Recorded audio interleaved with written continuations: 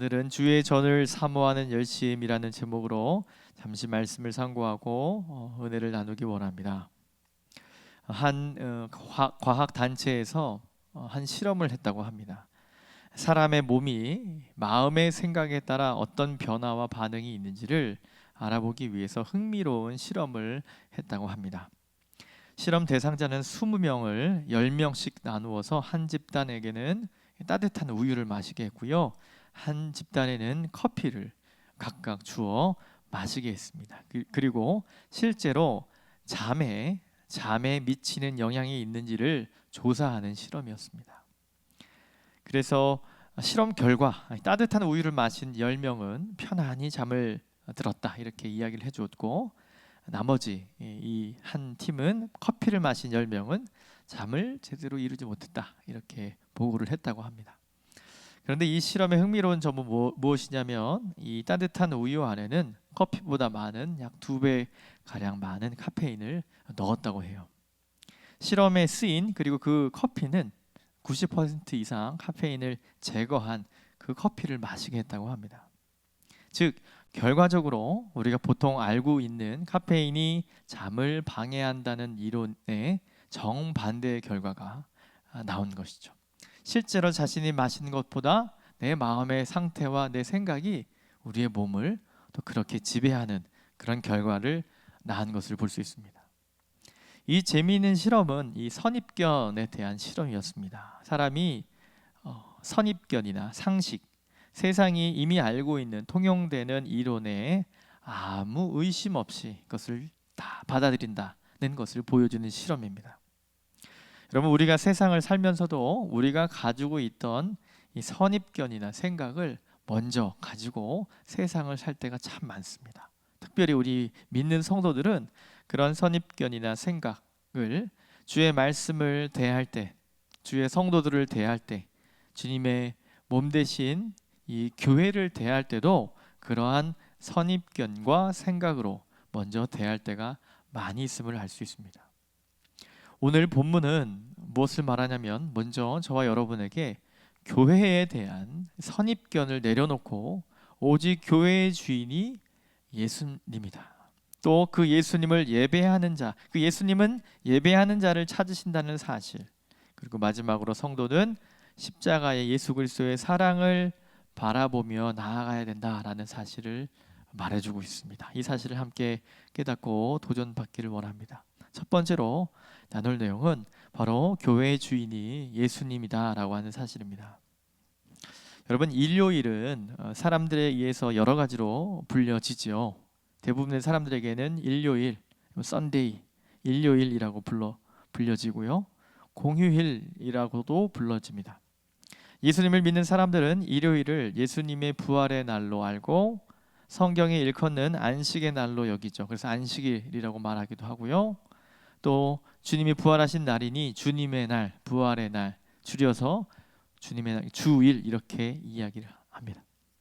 하지만 언제부터인가 주일이든 일요일이든 믿는 사람들 가운데서도 이 날을 주님의 날로 여기기보다 그저 교회 가는 날, 교회에 꼭 가야 되는 날, 수요일도 있고 금요일도 있고 새벽도 있지만 이 일요일은 꼭 가야 되는 날로 그 정도로 여기는, 교회 가는 날 중에 하나로 그 본질의 그 의미의 색을 잃어버리는 것이 아닌지 우려하게 됩니다.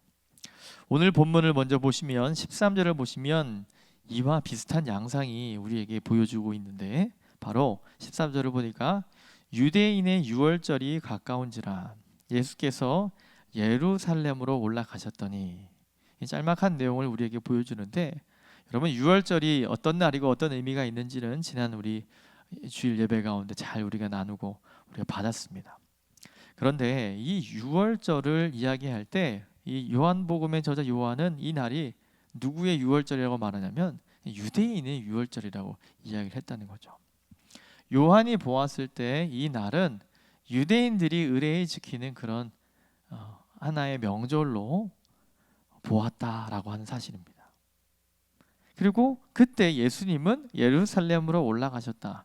그런데 의미심장하게도 성경은 그날이 유월절이었고 그리고 유대인의 유월절이었다. 그리고 예수님이 올라가셨음을 뭔가 비교하고 있다는 거죠. 유대인이 유월절이고, 물론 예수님도 유대인이시지만 예수님이 예루살렘으로 올라가셨다. 이 두 가지 사실을 우리에게 동일하게 보여주고 있어요. 여러분, 우리가 살펴보셨다시피 유월절은 과거 이스라엘 백성이 애굽에서, 이집트에서 해방하기 바로 전에 첫째 남자아이를 데려가시는 그 무서운 재앙이 내려졌던 그 날을 말하죠. 그 재앙으로 애굽은 큰 슬픔에 빠졌습니다.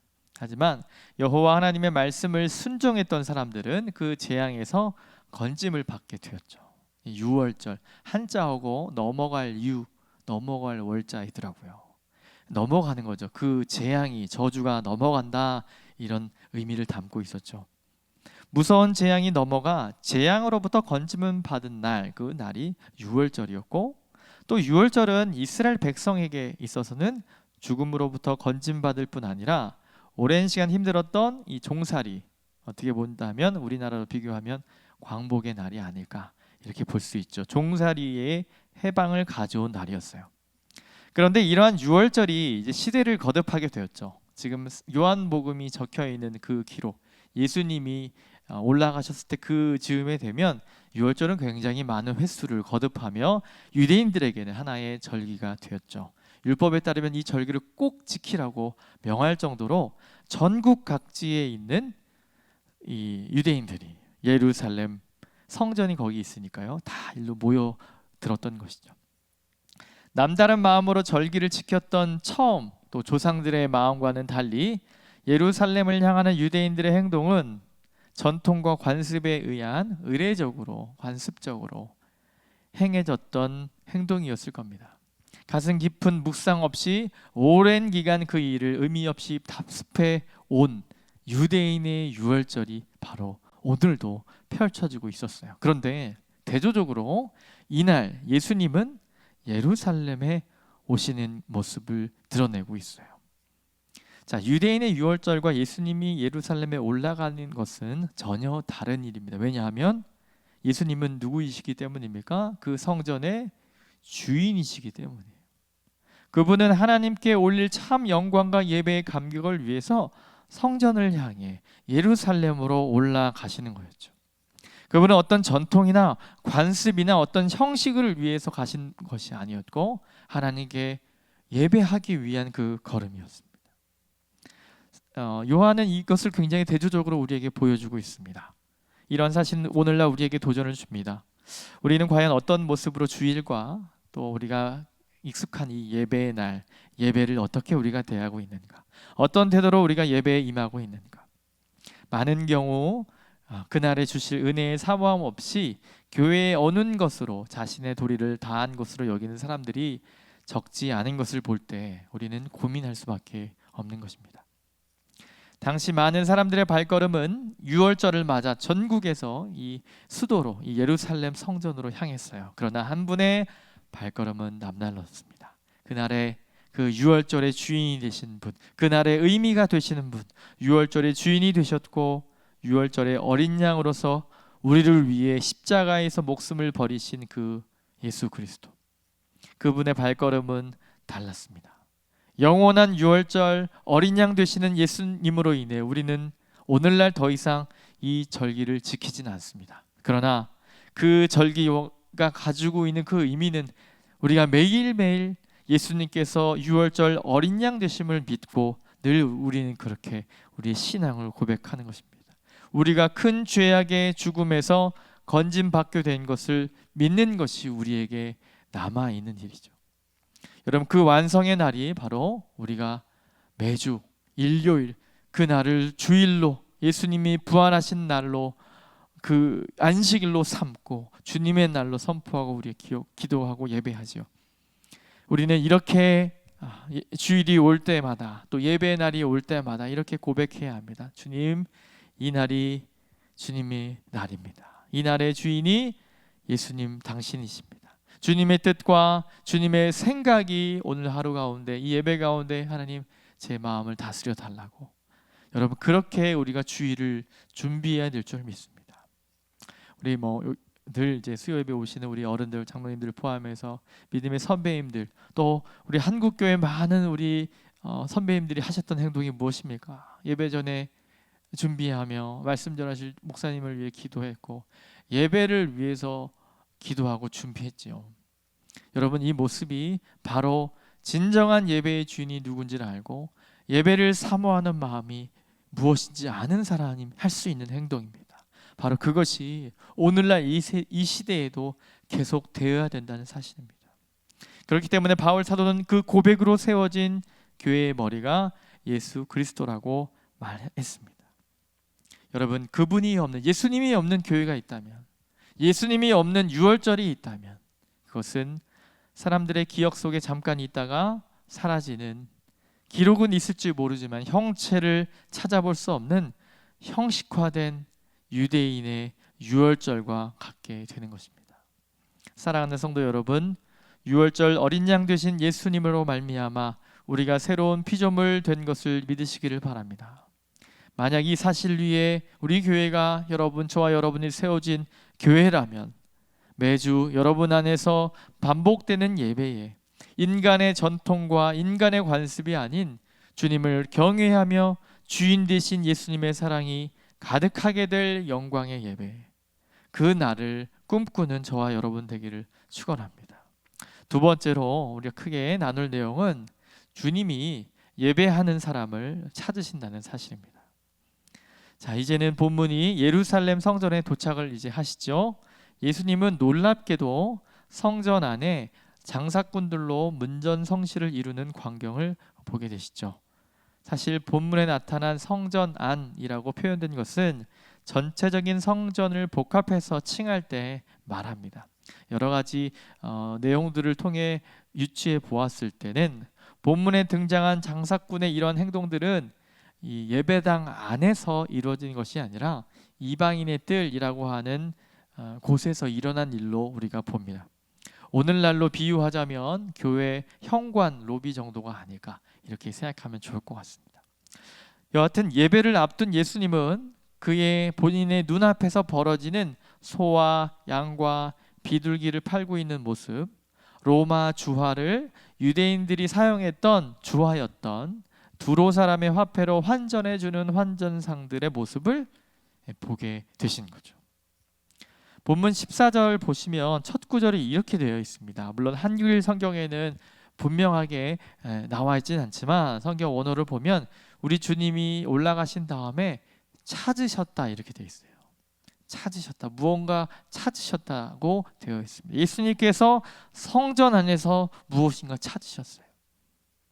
13절과 같이 한번 생각해 보면 예수님은 예루살렘에 올라가셨고 그리고 성전 안에서 뭔가 찾으신 거예요. 예수님이 무엇을 찾으셨을까? 예수님이 누구를 찾으셨을까?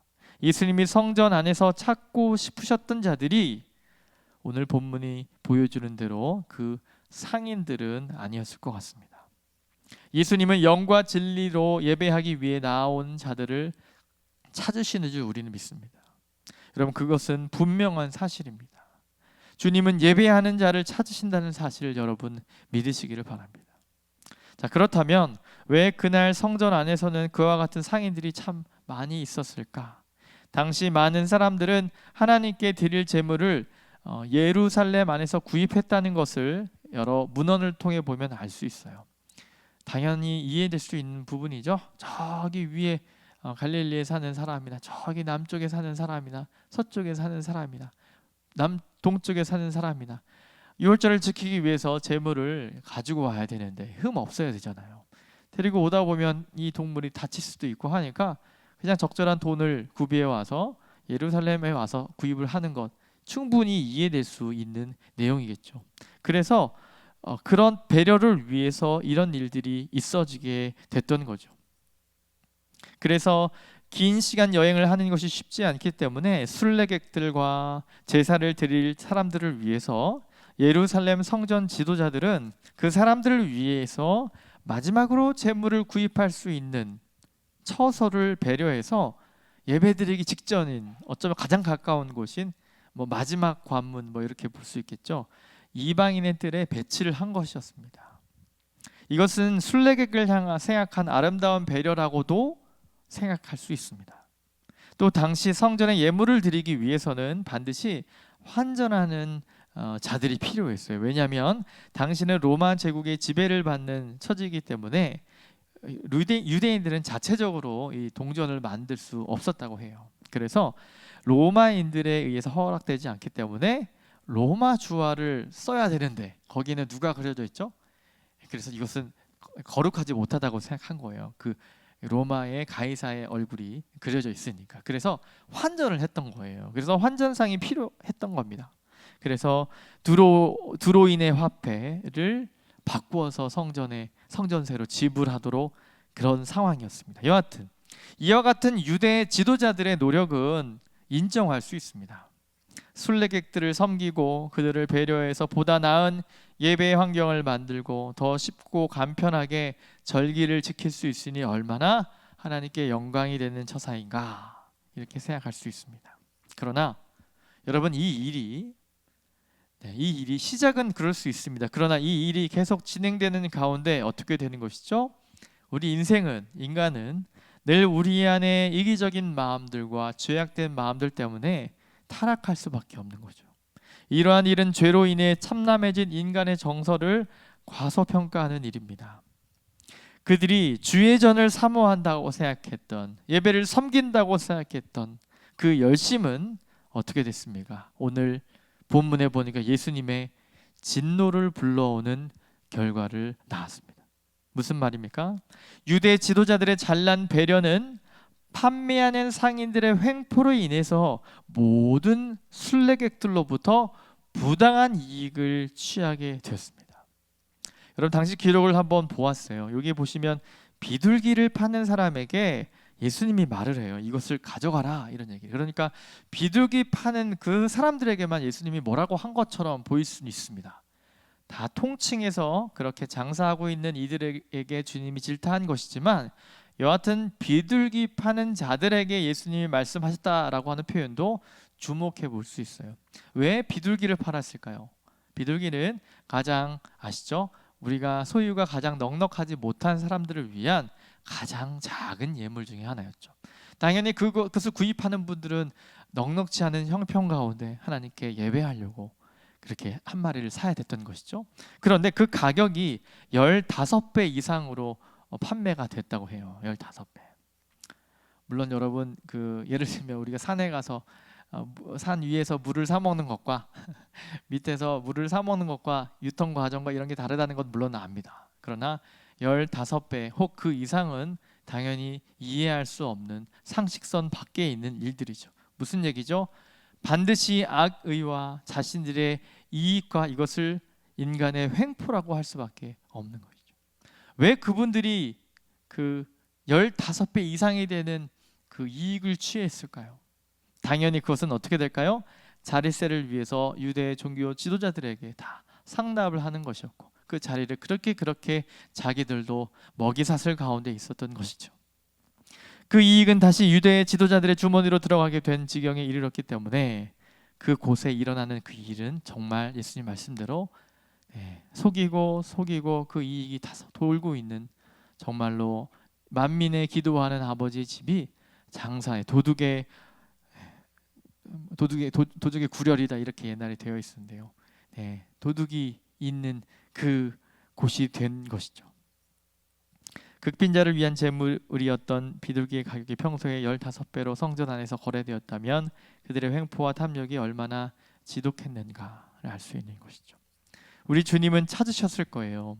비둘기 한 마리라도 내 죄를 정결하게 하기 위해서 예법대로 하나님께 제사를 드리려고 힘겹게 왔던 그 이가 비둘기 한 마리 살려고 했더니 가격이 15배 되니 이 어처구니 없는 그 힘들어하는 그 한 분을 보시고 주님이 더욱 화가 나시지 않았을까, 이런 생각을 해봅니다. 여하튼 여러분, 우리 주님은 참으로 예배하는 자들을 찾기는커녕 눈앞에 벌어지는 이 탐욕의 무덤 앞에서 그분의 노를 바라지 않을 수 없으셨습니다. 15절을 보니까 예수님이 채찍을 만드셨대요.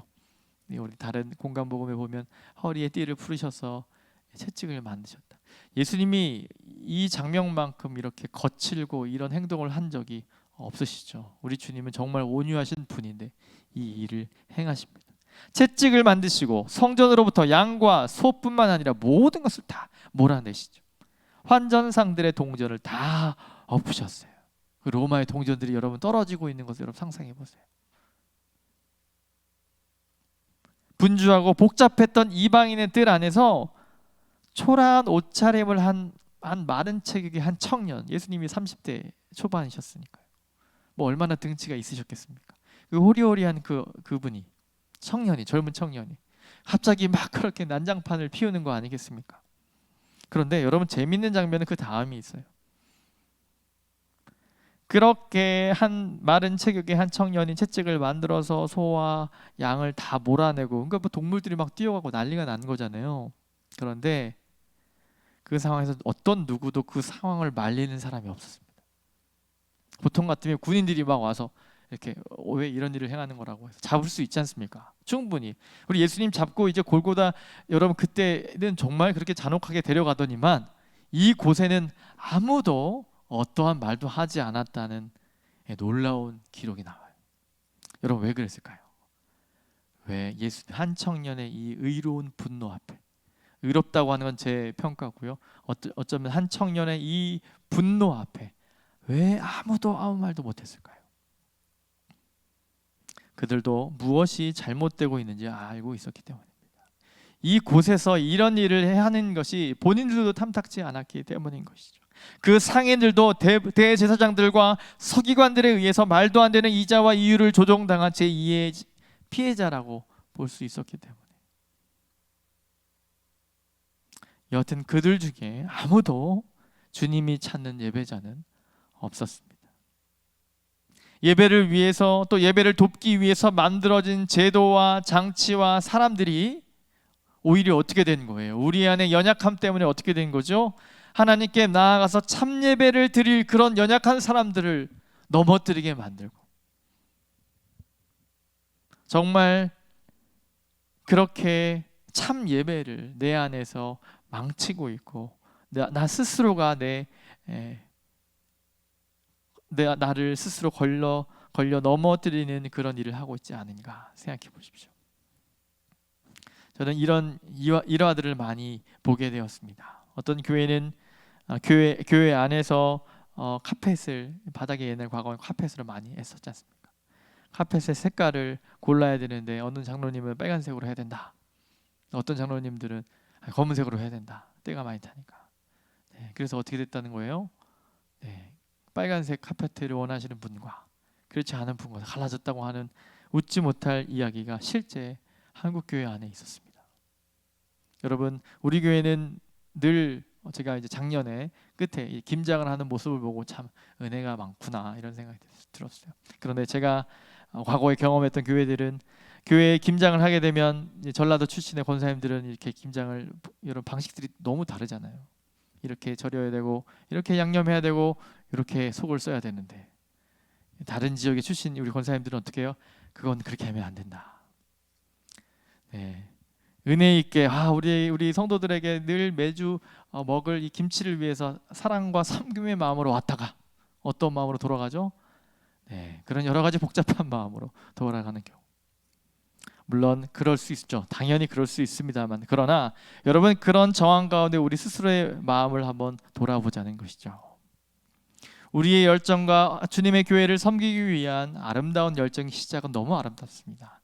그러나 어느 순간 우리의 마음이 나 자신의 이익과 내 생각 안에, 내 선입견에 갇혀서 오히려 나 자신이 하나님께 예배할 수 없고, 예배하려고 열심히 몇 시간 앞에 와서 막 하다가 정작 하나님께 드린 예배에는 누구를 정죄하는 마음으로 전혀 답답한 채, 그렇게 관계에 어려움이 있고, 색깔이 뭐가 그렇게 중요하겠습니까? 속을 얼마나 어떻게 하는지 그게 뭐가 중요하겠습니까? 다 사랑으로 먹으면, 은혜로 받으면 버릴 게 없다고 주님이 하셨는데, 여러분, 우리는 다소 그런 마음들이 있죠. 만약 우리가, 저와 여러분의 교회를 향한 우리의 열정이 저와 여러분의 예배를 방해하고 있다면 여러분, 멈춰야 한다는 것입니다. 기억하십시오. 우리 주 예수 그리스도께서는 자신에게 진정으로 나아오는 일을 찾으신다는 거예요. 그 예배를 방해하는 모든 요소를 주님은 다 여기서 다 몰아내신다는 거예요. 우리 주님의 몰아내심을 바라보며 여러분, 우리 안에 저도 마찬가지고 내 안에 예배를 방해하는 복잡한 내 마음의 생각이 있다면 다 여러분 예배를 준비하는 마음이 뭐겠어요? 이런 마음들을 다 몰아내는 거죠. 하나님, 또 늘 저는 기억해요. 늘 저는 이제 목사님 아들이기 때문에 늘 저희 아버지를 위해 많이 기도했어요. 모교회를 섬기는 것이 저희 어머니도 마찬가지고 늘 주중마다 가정 예배 때 기도하는 게 오는 주일날 아버지 설교 예배를 위해서 같이 기도하고 하는 거죠. 그게 뭐 저희 아버지이기 때문이 아닌, 여러분 우리 교회는 매일매일 주일 예배를 위해서 기도하고, 또 토요일 시간에 여러분 금요 기도회 때 그렇게 우리 귀한 우리 권사님들이 눈물로 기도하는 줄 압니다. 그게 한국 교회의 아름다운 전통이에요. 주일을 위해서, 주의 종을 위해서 기도하는 삶. 우리의 생각과 우리의 마음으로 인간적인 열정으로 나아가는 욕심의 마음이 아닌, 주일을 준비하고 예배를 위해서, 주의 종을 위해서 기도하는 그 마음들이 다시 한번 우리 한국교회에 불어야 된다고 생각합니다. 예수님은 진심으로 예배하는 여러분을 오늘도 찾고 계시는 줄 믿습니다. 마지막 세 번째로는 주를 삼켜버린 성도가 되지 말고 십자가의 사랑을 사모해라 라고 하는 말입니다. 본문 17절을 보시면 이 정황이 지난 다음에 제자들이 어떤 깨달음이 있었던 것 같아요. 이렇게 깨달아요. 성경 말씀에 주의 전을 사모하는 열심이 나를 삼키리라 한 것을 기억하더라. 당신의 집을 향한 열심이 나를 삼켜버린다라고 하는 말에 시편 69편에 있는 내용이지만 많은 이들이 이 말을 오해하는 분들이 굉장히 많더라고요. 여러분, 삼킨다라고 하는 말은 파괴한다라는 용례로 많이 사용돼요. 무슨 말이냐면 주의 전을 사모하는 우리의 열심이, 이게 뭐가 잘못됐습니까? 그런데 그 열정이 어떻게 될 수 있다는 거예요? 우리 주님을, 그 본질을 삼켜버리고 파괴시킬 수 있다는 사실을 우리는 겸허하게 받아들여야 된다. 그래서 여러분, 질서가 필요한 거 아니겠습니까? 우리의 열심과 우리의 열정은 다만 십자가의 사랑만을 목적으로 할 때 그분이 보이신 겸손처럼 겸손해질 수 있고 주님처럼 섬길 수 있는 거죠. 우리의 열정은 때론 예기치 않은 결과를 가져올 때가 참 많이 있는 것 같습니다. 교회를 사모하는 마음으로 시작됐는데 어느덧 이 일을 하고 있는 나 자신이 너무 괜찮아 보이는 거죠. 또 이렇게 이 일들을 하면서 사람들이 나에게 주는 그런 의식, 이런 시선들이 너무 괜찮은 거예요. 본인이 생각하셨을 때 사람들을 의식하기 시작하게 되죠. 그리고 스스로의 열정에 도취되는 경우, 또 하나님께 올려드릴 영광을 자신이 취하는 경우, 이런 경우를 우리는 적지 않게 경험하게 됩니다. 여러분, 프랑스의 루이 14세가 한 번은 이런 일이 있었다고 합니다. 귀족들을 거느리고 주일 예배에 참석하려고, 왕이었으니까요. 왕이 주일 예배를 드리려고 자기가 살고 있는 근처의 성당 주교에게 전화를 했대요. 이번 주 주일날 예배 갈 겁니다. 이렇게 이야기를 했어요. 푸넬론이라고 하는 대주교가 전화를 받고 네, 알겠습니다. 성도들에게 광고를 한 거예요. 이번 다음 주에 우리 임금님이 오십니다. 네, 그렇게 광고를 했대요. 그런데 이제 이거 딱 주일이 됐어요. 주일이 되니까 이 루이 14세와 또 가까운 귀족들은 이제 예배를 드리려고 아주 위험에 충만한 그 모습으로 교회 문을 딱 열었는데 아무도 없었대요. 예배당 안에. 그래서 물어봤죠. 비유컨대 목사님일 수 있는 이 대주교에게 이렇게 물어봤어요. 이거 어떻게 된 겁니까? 했더니 이 대주교가 아주 담대한 자세로 이렇게 말했대요. 폐하가 오늘 예배에 참석하신다는 사실을 모든 사람이 알고 많은 관심을 가지는 것을 보았습니다. 그런데 제가 한번 생각해 보니까 정말 우리 이 성도들이 정말 하나님을 예배하려고 주일날 예배 오나, 아니면 임금님 폐하를 보려고 오나 한번 시험해 보고 싶었습니다. 그래서 바로 전날에 문자를 보냈습니다. 급한 일이 생겨서 오늘 이번 주에 우리 임금님이 루이 14세가 못 옵니다 라고 했더니 이렇게 아무도 안 왔다, 이렇게 대답을 했대요. 무슨 말입니까? 실제 있었던 일이라고 합니다. 루이 14세는 모인 성도들에게 뭔가 좀 보여주고 싶었던 것 같아요. 그리고 그 성도들은 뭐죠? 이 루이 14세에게, 이 임금님에게 자신의 출석을 어떻게 보이려고 했던 것이 아닐까. 그러니 아무도 안 왔을 때 실망한 것이고, 그 사람이 안 왔을 때 실망하는 마음이 그대로 이 주교에는, 영적인 지도자의 눈에는 볼 수 있었던 것이죠. 사랑하는 성도 여러분, 우리의 열정이 아무리 주의 몸된 교회를 향한다고 할지라도 그 목적이 변질되거나 그 목적이 다른 곳에 있게 되면 우리는 오늘의 본문에 그대로 주님을 삼켜버린 성도가 되는 겁니다. 어느 교회 갔더니 이 멋진 제가 기억되는 대로 큰 피아노였어요. 피아노인데 그 옆에 이렇게 기증, 홍길동 권사 이렇게 있었어요. 그래서 와, 네, 이런 멋진 분이 있으셨군요. 그런데 이 피아노를 위치를 좀 변경해야 될 일이 있었어요. 그래서 이렇게 옮겨야 돼요. 근데 그거를 그렇게 옮기면 절대 안 된다는 거예요. 그래서 왜 그럽니까? 했더니 그렇게 옮겨지면 기증, 홍길동 권사가 안 보인다는 거예요. 그래서 그게 우리 교회 전통이라서 절대 이거 건드리면 안 된다라고 얘기하는 거예요. 저는 많은 고민을 하게 됐습니다. 여러분, 교회 안에 헌물하고 헌납하고 헌신하고 하는 게 얼마나 귀합니까? 정말 복되고 귀한 일입니다. 당연히 그렇게 이름을 박아서 하는 것도 의미가 있습니다. 그러나 그것이 회기가 지나면서 그 사람의 이름이 계속 남는 것이 정말 그분이 원하는 일인가?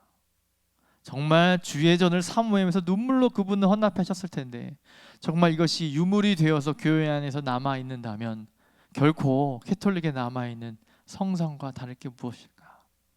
여러분, 우리는 고민하지 않을 수 없는 것이죠. 정말 하나님을 바라보며 믿음으로 드렸으면 그것은 하나님의 것이죠. 선물이에요. 하나님 교회에서 예배를 위해서 마이크도 포함해서 여러 가지 다 여러분 우리가 헌금으로 다 이렇게 하나님께 예배하는 데 사용되고 있지요. 이것은 누구누구의 소유가 아닌 하나님의 소유이고 하나님을 위해서 사용되는 일입니다. 그러나 많은 사람들에게 그 사람의 이름이 드러나게 된다면, 그 사람들에게 보이지 않는 영향력을 끼치려고 한다면 우리의 헌신과 섬김을 다시 한번 되돌아봐야 된다고 하는 사실이죠.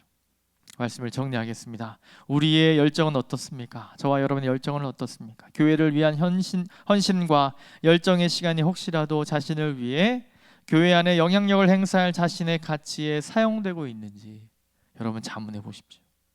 우리의 열정은 주님의 십자가로 주신 죄 사함의 은혜에 감격하여 주님만으로 만족합니다. 주님만으로 만족합니다. 주님과 다른 것을 바꾸지 않겠습니다. 그런 삶이 우리에게 필요한 줄 믿습니다. 그래서 어떠한 처지에서도 낙심하지 않고 부활하신 주님의 이름으로 다시 일어서는 것이 오늘날 교회를 향한 온전한 열정인 것을 기억하시기 바랍니다.